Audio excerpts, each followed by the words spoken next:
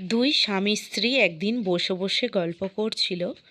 তখন স্ত্রীটা স্বামীকে বলল যে, হ্যাঁ গো, আমি যদি কোনো সময় মারা যাই, এখন তো আমার খুব অসুস্থ, আমি যদি কোনো সময় মারা যাই, তাহলে কি তুমি আমার পরে নতুন বিয়ে করবে একটা? তখন তার স্বামী উত্তর দিল যে, না, এটা কখনো হতে পারে না, আমি বিয়ে করব না। যদিও বা করি, সেটা হচ্ছে একটা শর্তে। তখন স্ত্রী জিজ্ঞাসা করলো, আচ্ছা, আমার মরে যাওয়ার পর তুমি যে বিয়ে করবে বললে, কী শর্তে তুমি বিয়ে করবে? তখন তার স্বামী উত্তর দিল যে, হ্যাঁ, সেই দিনই বিয়ে করব, যেদিন তোমার কবরটা শুকিয়ে যাবে সেই দিনই বিয়ে করব। তার পরের দিনে হঠাৎ স্ত্রীটা মারা গেল। তখন স্বামীটা খুব কান্নাকাটি করত, প্রতিদিন কবরের সামনে কাঁদত।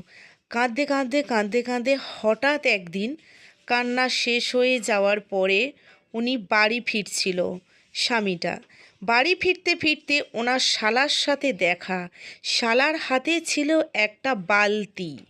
তখন তার শালাবাবুকে জিজ্ঞাসা করলো যে, কবর থেকে বালতি হাতে নিয়ে কোথায় যাচ্ছ? শালাবাবু উত্তর দিল, জামাইবাবু, দিদি মারা যাওয়ার আগে আমাকে কথা দিয়ে গেছিল যে আমার কবর কোনো দিন না শুকায়, কবর শুকালেই তোমার জামাইবাবু বিয়ে করবে।